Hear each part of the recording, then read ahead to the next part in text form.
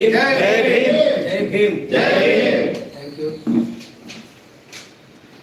ఇంకా నా పరిచయం అయితే అక్కర్లేదు, ఆల్రెడీ అధ్యక్షులు వారు చెప్పినారు.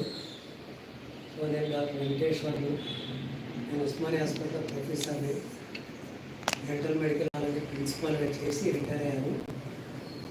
ప్రిన్సిపాల్ కావడం అనేది మన వాళ్ళలో I'm the first person India principal అయినటువంటి వ్యక్తిని. సో కాబట్టి ఇక అంటే ప్రతి దాంట్లో కూడా నేనే ముందున్నాను, ఎందుకంటే బాబాసాహెబ్ అంబేద్కర్ నాకు ఆ అవకాశాన్ని ఇచ్చాడు. ఆ అవకాశాన్ని ఇచ్చాడు కాబట్టి తను అందిపుచ్చుకున్నాను. సో ఆయన గారు ఏదైతే ఆ సమాజం అంతా నాకులాగా ఎదగాలని అనుకున్నాడు, ఆయన ఊహించిన దానికి నేను ఎదిగాను. అందుకని ఆయన ఎక్కడ పోయినా కూడా సూట్ వేసుకోమని చెప్తాను, అందుకే నేను సూట్ వేసుకుంటాను. ఎందుకంటే నా ప్రజలు సూట్ వేసుకునే స్థాయికి ఎదగాలంటాడు. సో అందుకని నేను ఎక్కడికి వెళ్ళినా కూడా సూట్ తోటే ఉంటాను. సూట్ టై కడతారు, కాకపోతే ఇక్కడ టై కట్టలేదు, అది కంపల్సరీ అనమాట. ఎందుకంటే అది ఇండికేషన్ మరి ఎవరికంటే తక్కువ కాదు అనే దాంతో చేస్తాను. సరే, ఇక ఈరోజు మనం ఈ దమ్మాచారి ట్రైనింగ్కి వచ్చినప్పుడు మరి మనం కొన్ని విషయాలు తెలుసుకోవాల్సినటువంటి అవసరం ఉంది. ఎందుకంటే ఇప్పుడు మనం దమ్మాచారి అని చెప్పి తెలియటానికి పబ్లిక్కి ఫస్ట్ ఆఫ్ ఆల్ బౌద్ధాచారి ఫస్ట్ ఆఫ్ ఆల్ మనం మన ఇంటి మీద పంచశీల జెండాని కట్టాలి. ఇప్పుడు నేను కట్టాను చూసారా, కింద ఉన్నది ఒకటి పైన ఉన్నది, that is the indication.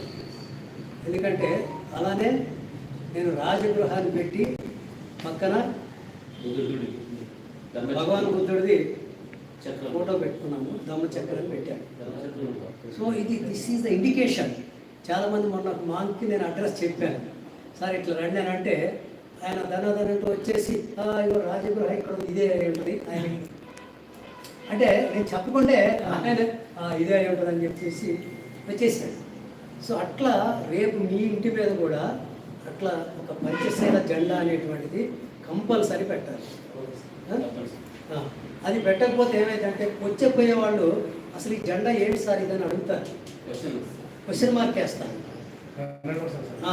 Question mark వేసినప్పుడు మనం దాన్ని ఎక్స్ప్లెయిన్ చేయాలి, ఈ జెండా ఏంటి సార్ ఎట్లా అయిందని చెప్పేసి. దాంట్లో మరి ఇన్ని బ్లూ ఉంటుంది, ఎల్లో ఉంటుంది, వైట్, రెడ్, ఆరెంజ్. సో ఇవన్నీ కూడా పంచరంగులాగా ఉంటాయన్నమాట. వాటిని మనం ఎక్స్ప్లెయిన్ చేయాల్సినటువంటి అవసరం ఉంది. మరి మీ అందరికీ వాటి గురించి తెలుసో లేదో నాకు తెలియదు. పంచశీలలో రంగులు అందులో ఉన్నటువంటి చెప్పే విధానం ఇంకోదానికి సో కాబట్టి బ్లూ అనేది ఏంటంటే so first of all blue colour ఉంటుంది. సో బ్లూ కలర్ ఏంటంటే అది అమితమైనటువంటి జ్ఞానానికి చిహ్నం. అది బ్లూ కలర్ అనేది ఎందుకని అంటే అమితమైనటువంటిది ఎందుకు చెప్తున్నామంటే, మీరు సముద్రాన్ని చూసారా, బ్లూ కలరే ఉంటుంది, దానికి ఎల్లలు ఉండవు, ఎంత దూరం చూసినా అదే ఉంటుంది. అంటే అమితమైనటువంటి జ్ఞానానికి చిహ్నంగా బ్లూ కలర్ని ఇచ్చేస్తారు. అందుకనే డాక్టర్ బాబాసాహెబ్ అంబేద్కర్ గారు ఎప్పుడూ కూడా బ్లూ కలర్ వేస్తారు. అంటే ఆయన ప్రపంచ మేధావి కాబట్టి ఆయన ఎప్పుడు కూడా బ్లూ కలరే వేస్తారు. అలానే మీరు ఆకాశాన్ని చూస్తే ఆకాశం కూడా బ్లూ కలరే కనిపిస్తుంది, ప్రశాంతంగా ఉన్నాం. సో అంటే దానికి కూడా ఎలా లేవు, అమితమైనటువంటి కలర్ ఉంటుంది. అందుకనే అది ఆ బ్లూ కలర్ యొక్క విశిష్టత. తర్వాత రెండోది yellow colour, yellow. So yellow colour అనేటువంటి శుభానికి సూచకం. అది ఇప్పుడు మన వాళ్ళ పెళ్ళిళ్ళలో వాళ్ళు పసుపు రాస్తారు, అంటే మనం గృహప్రవేశం చేసినా కూడా పసుపు రాస్తాం, అంటే శుభం జరుగుతుంది. ఆ శుభానికి ఏదో ఒకటి. తర్వాత అది ఒక యాంటీసెప్టిక్ కూడా, మెడికల్లో తీసుకుంటే యాంటీసెప్టిక్. సో అంటే ఇంటికి ఎందుకు రాస్తారు గడప కంటే బయట ఉన్నటువంటి సూక్ష్మజీవులు లోపలికి రాకుండా ఉండటం కోసం పసుపు రాస్తారు. సో ఇప్పుడు మన వాళ్ళందరూ ఎల్లో కలర్ వేస్తారు. సో ఇది పసుపు యొక్క లక్షణం. సో నెక్స్ట్ వచ్చేసి red colour. So red colour వచ్చేది ఏంటంటే అది ఒక పౌరుషాన్ని చూపిస్తుంది. ఏమంటారు, దమ్ము, మనలో ఉన్నటువంటి దాన్ని వీరత్వాన్ని చూపిస్తుంది అన్నమాట. సో అది రెడ్ కలర్ని యొక్క చేయడం. ఇక వైట్ అంటే ఏంటంటే స్వచ్ఛత, ప్యూరిటీ అండ్ శాంతి. సో మనం అందుకనే మనకి శాంతి అండ్ స్వచ్ఛత రెండు ఉండాలి. ఇంకా శాంతే కాదు, స్వచ్ఛం కూడా ఉండాలి. సో దాన్ని దృష్టిలో పెట్టుకొని ఆ వైట్ కలర్ని దాంట్లో చేయటం జరిగింది. అలానే ఈ కాషాయం ఐదోది. ఆ కాషాయం అనేటువంటిది ఏంటంటే త్యాగానికి చిహ్నం, త్యాగానికి చిహ్నం అది కాషాయ రంగు అనేది. సో ఆ కాషాయ రంగు త్యాగానికి చిహ్నం అంటే మన భారతదేశంలో మొట్టమొదట త్యాగం చేసినటువంటి వ్యక్తి ఎవరయ్యా అంటే భగవాన్ బుద్ధ. ఫస్ట్ ఇంకా అంతకుముందు ఎవరు చేయలే త్యాగం, ఆయన త్యాగం చేసి అందుకనే ఆయన వస్త్రం కూడా ఎప్పుడు కలర్ కాషాయ రంగే ఉంటుంది భగవాన్ బుద్ధుడు. సో కాబట్టి ఇవన్నీ కూడా ఆ యొక్క జెండాలో ఇమిడి ఉన్నాయి, అంటే ఇట్లా నిలువుగా ఉన్నాయి, అడ్డంగా ఉన్నాయి. సో కాబట్టి నాకు ఎడు చూసినా కూడా ఇవే ఉంటాయి అనే దాంతో ఆ యొక్క జెండాను తయారు చేయడం జరిగింది. సరే, హిందువులు అంటే హిందువులకి సపరేట్గా ఏమి లేదు. బ్రాహ్మిన్స్ ఎప్పుడు కూడా వాళ్ళకి జ్ఞానం ఉండదు. సో మన దాన్నే వాళ్ళు తీసుకొని ఇప్పుడు ఈ మంత్రాలు నాకు చదువుతుంటే నాకు సేమ్ అవే గుర్తొస్తున్నాయి, నాకు సేమ్ అవే గుర్తొస్తున్నాయి అక్కడ. ఎందుకంటే వాళ్ళు మాట్లాడే అన్ని కూడా మనం మాట్లాడుతున్నాం ఇప్పుడు. అరే ఈ మనయ్య వాడు తీసుకున్నాడు అని చెప్పేసి ఇప్పుడు అనిపిస్తుంది. వాళ్ళు సొంతగా లేవవి, మన వాటిని తీసుకొని వాడి లిపిలో సంస్కృతిలో రాసుకొని దాన్ని చదువుతున్నారు. యాక్చువల్గా అదే అంటే ఇప్పుడు అనిపిస్తున్నాను నేను, ఎందుకనో వాటి నేను అబ్జర్వ్ చేయలేదు. సో కాబట్టి ఇది అదే. సరే, రెండోది మన మాన్ గారు చెప్పినారు. సరే, చక్రం, తర్వాత ధర్మచక్రం.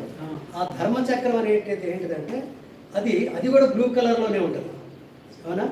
ఆ బ్లూ కలర్ కూడా ఆ ధర్మచక్రాన్ని మరి ఆనాడు అశోకుడు తయారు చేశాడు.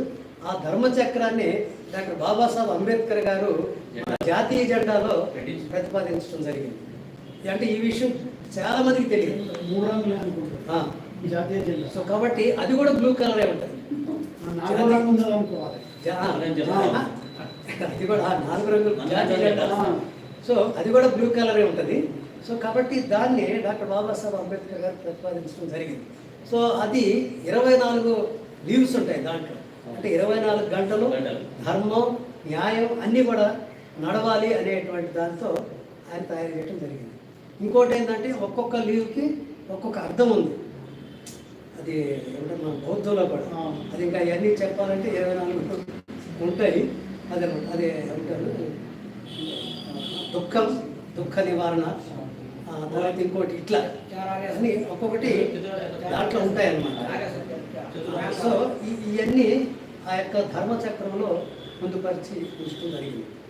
ఇక రెండోది ఏంటంటే మీరు చేసేటప్పుడు నేను కార్యక్రమాలు చేసేటప్పుడు కానీ పెళ్ళి కానీ లేకపోతే ఇంకోటి కానీ అదే బ్రాహ్మిన్స్ అయితే ఏం చేస్తారంటే అంటే బ్రాహ్మణ పూజారులు వాళ్ళు ఫస్ట్ కొబ్బరికాయ పెడతారు. సో ఇది మనకు నిషేధం. దయచేసి మనం కొబ్బరికాయ ఎప్పుడు కూడా పెట్టద్దు. ఎందుకు కొబ్బరికాయ పెట్టొద్దానంటే వెనకటి రోజుల్లో మన బుద్ధిస్ట్ మాన్స్ని తల తీసి వాళ్ళు కలిసిలో చెంబులో పెట్టేవాళ్ళు. అంటే ఆ తల ఆ బ్లడ్ అంతా కూడా దాంట్లో కారేదనమాట, ఆ కలిసిలో చెంబులో. దాన్ని వాళ్ళు తిలకం దిద్దుకుంటారు అనమాట. ఎందుకంటే మన బౌద్ధాన్ని నాశనం చేయడానికి ఫస్ట్ వాళ్ళే ఈ బౌద్ధ మాన్స్ అంతా అందరిని కూడా పుష్యమిత్రుల సంఘం సుమడ దగ్గర దాన్ని తీసుకురావడం జరిగింది.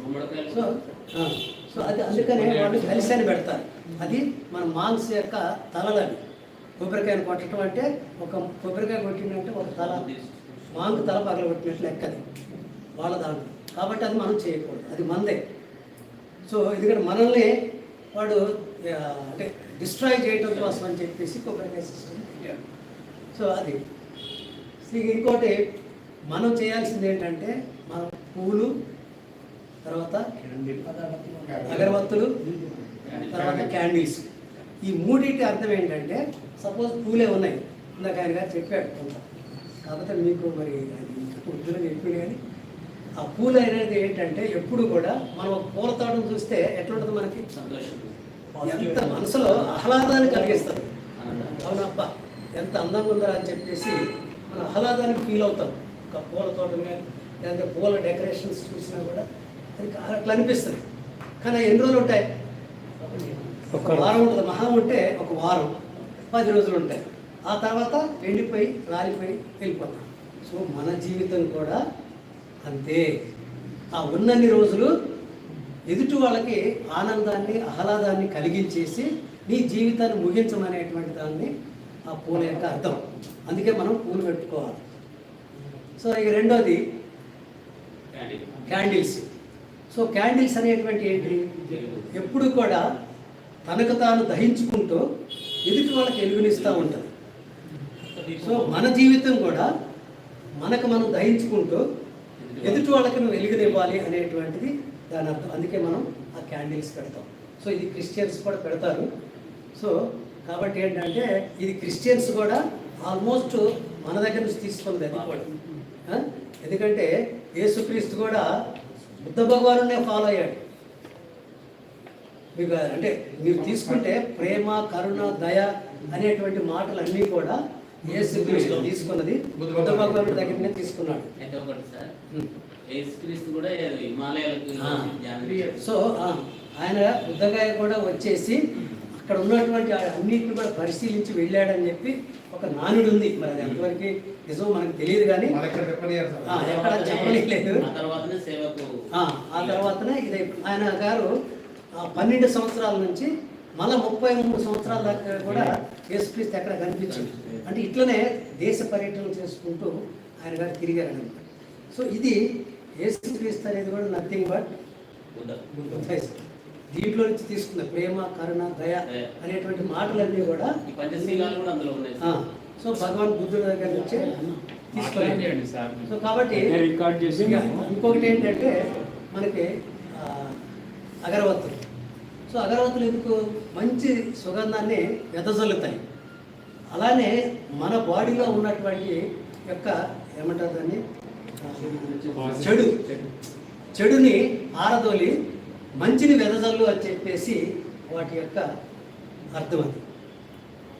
సో కాబట్టి మనం మీరు ఎప్పుడు ఏం చేసినా కూడా ఈ మూడే ఉండాలి: పూలు, క్యాండిలు, అగరవత్తులు.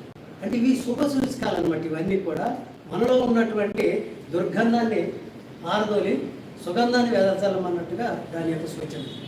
ఇది అట్లా జరిగింది. ఇక రెండోది మనం పంచశీలాలు